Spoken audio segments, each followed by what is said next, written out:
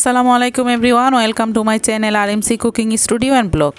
আমি আজকে আপনাদেরকে 14 রকমের সবজি দিয়ে শীতের সবজি রান্না করে দেখাবো। চলুন তাহলে দেখে নেই আমি এখানে কি কি সবজি নিয়েছি। প্রথমে আমি পেঁয়াজ কুচিয়ে নিয়েছি, কাঁচামরিচ মাঝখান দিয়ে কেটে নিয়েছি, ধনেপাতা কুচি, এখানে মিষ্টি কুমড়া নিয়েছি টুকরো করে, ফুলকপি নিয়েছি টুকরো করে, পেঁয়াজ পাতা নিয়েছি, ঝিঙ্গা নিয়েছি কেটে, ধুন্দুল নিয়েছি, গাজর নিয়েছি, সিম নিয়েছি, আলু, এখানে সরিষা পাতা অল্প একটু, বেগুন, টমেটো, সবগুলো সবজি আমি ভালো করে কেটে ধুয়ে নিয়েছি। এখন একটা হাঁড়িতে আমি তেল দিয়ে দিলাম 2 কাপ পরিমাণ। তেলটা দিয়ে পেঁয়াজ দিয়েছি 1 কাপের মতো। পেঁয়াজটা দিয়ে একটু ভেজে এর মধ্যে আমি 5 ফোড়ন দিয়ে দিব 1 টেবিল চামচ। আমার কাছে সবজির সাথে 5 ফোড়নের ফ্লেভারটা অনেক ভালো লাগে, তাই আমি দিয়েছি। এখন আমি এর মধ্যে তেজপাতা দিয়ে দিব 3-4টি, দারচিনি দিয়ে দিব 3 টুকরা, দিয়ে ভালো করে ভেজে নিব যাতে তেজপাতা আর দারচিনির ফ্লেভারটা ভালো করে আসে। এখন আমি এর মধ্যে আদা রসুন বাটা দিয়ে দিব 3 চা চামচ। আদা রসুন বাটা দেওয়ার পর আমি মশলাটা একটু ভালো করে কষিয়ে নিব। আর এই কষানোর মধ্যে কিন্তু একটা সুন্দর একটা ফ্লেভার আসবে। তখন আমি এর মধ্যে 1/2 টেবিল চামচের মতো হলুদ গুঁড়া দিয়ে দিলাম, আর লবণ দিয়ে দিব পরিমাণ মতো, দিয়ে আবারও ভালো করে মিশিয়ে নেব যাতে হলুদের গন্ধটা চলে যায়। এখন আমি এর মধ্যে সবজিগুলা দিয়ে দিব একে একে, কিন্তু আমি প্রথমে যেই সবজিগুলা সিদ্ধ হতে সময় লাগে সেই সবজিগুলা আগে দিলাম। আমি এখানে আলু, ফুলকপি আগে দিয়ে দিলাম, কারণ ফুলকপিটা আর আলুটা সিদ্ধ হতে কিন্তু একটু সময় লাগে, বাকি সবজিগুলো কিন্তু সিদ্ধ হতে এত সময় লাগে না।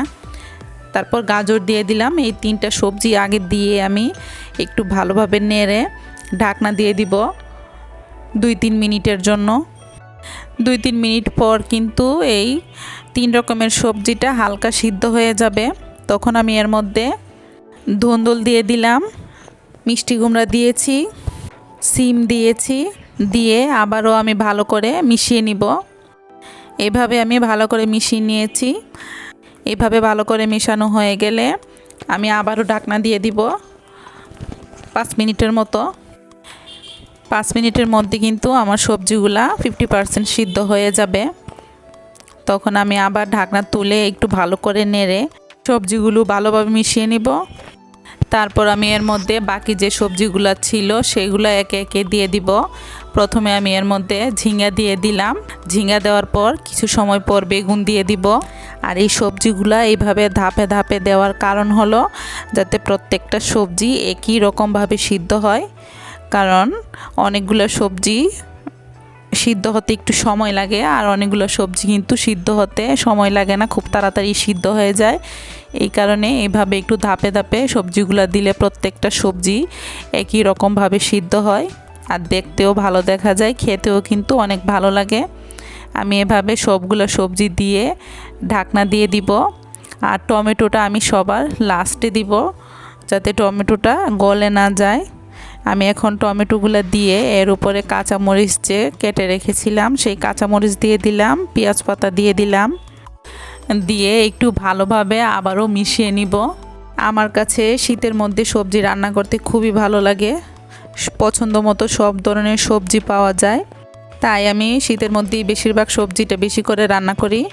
এখন আমি এর মধ্যে সরিষা পাতা দিয়ে দিলাম অল্প একটু, আর ধনেপাতা কুচি দিয়ে দিব।